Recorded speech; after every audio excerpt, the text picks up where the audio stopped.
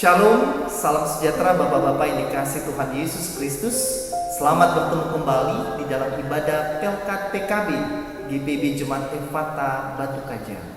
Salam dari saya, Pendeta Franklin Michael dari GPB Jemaat Sola Gracia, Marangkayu. Bapak Ibu yang dikasihi Tuhan, telah tiba saatnya bagi kita untuk membaca dan merenungkan sabda Tuhan. Mari kita siapkan hati dan pikiran kita dalam saat teduh sejenak. Mari kita berdoa. Ya Allah Bapa dalam surga yang kami sembah dalam nama Tuhan Yesus, telah tiba saatnya bagi kami untuk membaca dan merenungkan sabda Tuhan. Tuntunlah kami dalam kuasa Roh Kudus, sehingga kami mampu untuk mengerti, memahami, bahkan melakukan firman ini secara nyata dalam kehidupan kami sehari-hari. Bersabdalah bagi kami ya Bapa, karena kami anak-anak-Mu siap untuk mendengarkannya. Di dalam nama Tuhan Yesus kami berdoa. Amin. Jemaat yang dikasihi Tuhan, marilah berdiri untuk membaca sabda Tuhan yang pada malam hari ini terambil dari 1 Korintus pasal 14 ayat 34 hingga ayatnya yang ke-39. 1 Korintus pasal 14 ayat 34 hingga ayatnya yang ke-39 yang menyatakan bagi kita demikian. Sama seperti dalam semua jemaat orang-orang kudus, perempuan-perempuan harus berdiam diri dalam pertemuan-pertemuan jemaat, sebab mereka tidak diperbolehkan untuk berbicara. Mereka harus menundukkan diri seperti yang dikatakan juga oleh hukum Taurat. Jika mereka ingin mengetahui sesuatu, baiklah mereka menanyakannya kepada suaminya di rumah, sebab tidak sopan bagi perempuan untuk berbicara dalam pertemuan Jumat. Atau adakah firman Allah mulai dari kamu? Atau hanya kepada kamu sajakah firman itu telah datang? Jika seorang menganggap dirinya nabi atau orang yang mendapat karunia rohani, ia harus sadar bahwa apa yang kukatakan kepadamu adalah perintah Tuhan. Tetapi jika ia tidak mengindahkannya, janganlah kamu mengindahkan dia. Karena itu saudara-saudaraku, usahakanlah dirimu untuk memperoleh karunia untuk bernubuat, dan janganlah melarang orang yang berkata-kata dengan bahasa roh. Tetapi segala sesuatu harus berlangsung dengan sopan dan teratur.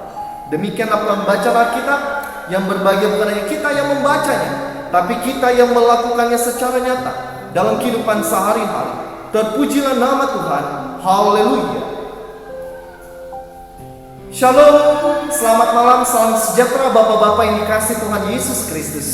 Tema yang akan kita renungkan pada malam hari ini adalah adil dalam persekutuan. Presiden Jokowi dalam pidato mengenai visi Indonesia menjelang pemilu, ketika berbagai macam perbedaan meruncing, ketika berbagai macam konflik perselisihan atas dasar agama, atas dasar pandangan politik, atas dasar suku dan sebagainya, ia mengatakan seperti ini: ketika berbicara mengenai bangsa dan tanah air, kita berbicara bukan lagi mengenai aku atau kamu, bukan lagi berbicara mengenai kami atau mereka. Kita berbicara mengenai kita sebagai satu bangsa dan satu tanah air dalam persaudaraan. Perbedaan memang ada, tetapi kita tetap satu saudara tanah air yang satu. Demikian pula ketika kita berbicara di tengah-tengah konteks jemaat, di tengah-tengah konteks gereja, perbedaan pun tidak dapat dielakkan. Perbedaan itu adalah sebuah given, perbedaan adalah sebuah anugerah, pemberian Allah. Di tengah-tengah jemaat pun berbagai macam perbedaan ada. Pandangan, jabatan, golongan, suku, yang semuanya tidak terelakkan untuk memunculkan konflik, perselisihan, bahkan pertengkaran di tengah-tengah jemaat. Tetapi Bapak Ibu yang dikasihi Tuhan, bagaimanakah kehadiran kita sebagai jemaat di tengah-tengah perbedaan itu? Bagaimanakah pandangan kita ketika kita menghadapi perbedaan, perselisihan, bahkan konflik di tengah-tengah jemaat? Apakah yang kita kedepankan adalah kasih? Atau sebaliknya, yang kita kedepankan itu adalah ego, kesombongan, keakuan, hanya mementingkan diri sendiri.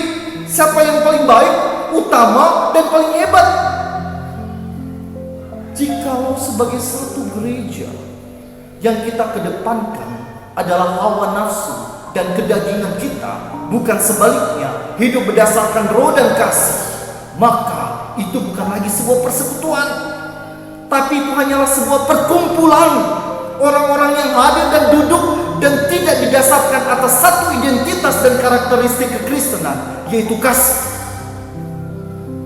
Bapak Ibu yang dikasih Tuhan, sama halnya ketika kita membaca firman Tuhan pada malam hari ini. Kita belajar dari jemaat Korintus, sebuah jemaat yang sangat besar dan sangat luar biasa, di tengah kota yang sangat juga luar biasa. Salah satu kota utama di tengah-tengah kekaisaran Romawi, pusat peradaban dunia kuno, pusat pelabuhan di sana, pertemuan lintas agama, budaya dan ilmu pengetahuan. Tidak mengherankan, semuanya memicu kemajuan dan peradaban kota Korintus. Tetapi Bapak Ibu yang dikasih Tuhan, ketika kota Korintus dengan berbagai macam orang di dalamnya, dengan jemaat yang ada di tengah-tengahnya, diberikan berkat, karunia, dan talenta bahkan kelebihan dari Tuhan di tengah-tengah dinamika kehidupan, mereka mendasarkan kelebihan, talenta, dan karunia itu berdasarkan keangkuhan dan kesombongan mereka. Mereka berkata, siapa yang paling hebat dan paling utama dan paling baik di antara kami?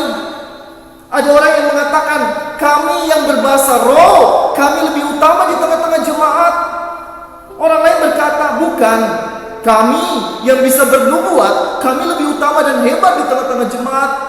Orang lain mengatakan, kami yang pandai berdoa, pandai berkhotbah, kami lebih hebat dong. Yang lain mengatakan, kami yang punya materi dan kekayaan, kami harus diutamakan di tengah-tengah jemaat. Sehingga yang terjadi adalah konflik, perpecahan, dan permusuhan di tengah-tengah jemaat. Tidak ada lagi kasih. Prinsipnya mereka katakan adalah, kelebihanku adalah untukku, bukan kelebihanku untuk menutupi kekurangan orang lain, kelebihanku untuk melengkapi orang lain, kelebihanku untuk mendukung orang lain dalam kasih. Kasih dipulangkan dalam kehidupan jemaat yang adalah ego, kesombongan, dan keangkuhan. Ketika mereka diperhadapkan pada perbedaan, mereka lebih mengutamakan ego mereka. Ketika mereka diperhadapkan pada sebuah perbedaan, mereka mementingkan kepentingan diri sendiri, mementingkan kesombongan dan keangkuhan mereka. Yang terjadi adalah mereka mengorbankan persekutuan dan jemaat mereka sendiri. Dan saat ini Rasul Paulus berbicara tentang berbagai macam karunia dan posisi jemaat perempuan di tengah-tengah pertemuan jemaat. Kalau kita baca, kita mungkin bertanya, apakah ada diskriminasi yang dikatakan oleh Paulus di tengah-tengah jemaat Korintus ketika ia mengatakan perempuan tidak boleh berbicara di tengah-tengah jemaat? Paulus hanya menekankan demi kesopanan dan demi keteraturan, hendaknya orang-orang yang ada di tengah-tengah pertemuan jemaat hendaknya berbicara sesuai dengan pertemuan itu, saling mendukung dan saling menopang. Bukannya berbicara mengenai aku, bukannya berbicara tentang kami, bukan hanya berbicara tentang golonganku, bukan yang berbicara tentang keperluanku, tapi berbicara tentang pertemuan jemaat. Dan pada saat ini Paulus mengkritik beberapa perempuan di tengah-tengah jemaat yang ketika pertemuan jemaat mereka berbicara sendiri.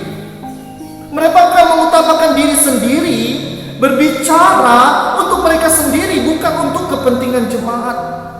Jika yang terjadi seperti itu, bukan lagi keteraturan, bukan lagi kesopanan, tetapi yang terjadi adalah kekacauan. Paulus pun mengikuti tradisi yang berkembang di jemaat Korintus, baik orang-orang Yunani maupun orang-orang Yahudi. Dalam pandangan mereka, seorang perempuan hendaknya berdiam diri, karena itulah emas bagi mereka, sumber kesopanan bagi seorang perempuan. Dan jika pula mereka ingin berpendapat, sampaikanlah pendapat itu kepada suami. Ada dua hal yang ditekankan oleh Paulus. Siapapun itu juga, baik laki-laki maupun perempuan, hendaklah engkau di tengah-tengah pertemuan Jumat, yang kamu kedepankan itu adalah kasih dan kebersamaan, bukan ego, bukan keangkuhan, bukan kepentingan diri sendiri, tetapi kepentingan umat dan kepentingan jemaat untuk hormat dan kemuliaan nama Tuhan. Ketika engkau punya kelebihan, ketika engkau punya karunia dan talenta, gunakanlah itu untuk melengkapi, mendukung di dalam kasih. Bukan untuk ego sendiri, bukan untuk kepentingan diri sendiri, tetapi kepentingan jemaat dan untuk hormat kemuliaan nama Tuhan. Kita seringkali berkumpul dan diplesetkan arti PKB itu persekutuan kaum bapa, betul. Tetapi seringkali persekutuan kaum bapa itu yang ada sedikit dan diplesetkan menjadi persekutuan kurang banyak. Dan juga ketika bapak-bapak bertemu, susah untuk diajak kompromi, susah untuk bermusyawarah, karena maunya menang sendiri, diplesetkanlah nama PKB menjadi persekutuan kepala batu. Mari kita singkirkan berbagai macam stereotip dan prasangka, baik itu persekutuan kaum bapa kepala batu maupun untuk persekutuan kurang banyak, menjadi sebuah persekutuan kaum bapa yang mengedepankan kasih di tengah-tengah persoalan jemaat, permasalahan jemaat maupun pergumulan jemaat. Bapak Ibu yang dikasihi Tuhan, ketika kita membaca sabda Tuhan, hanya ada dua pilihan. Kita mengulang sejarah atau kita belajar dari sejarah. Apakah kita mengulang apa yang dilakukan oleh jemaat Korintus ketika berbagai macam kelebihan talenta yang mereka miliki? Mereka lebih mengedepankan aku, kami, hawa nafsu kedagingan, keakuan dan kesombongan kami. Atau kami belajar dari perbedaan itu. Di tengah-tengah perbedaan, di tengah-tengah persoalan jemaat, di tengah-tengah pergumulan jemaat, yang kami kedepankan adalah kasih yang saling dukung dan saling menopang satu dengan lainnya. Perbedaan adalah anugerah. Perbedaan adalah given, pemberian Allah. Tidak bisa kita hilangkan dan tidak bisa kita musnahkan. Pertanyaannya adalah, bagaimana cara berada saya di tengah-tengah perbedaan itu? Tuhan Yesus memberkati. Amin.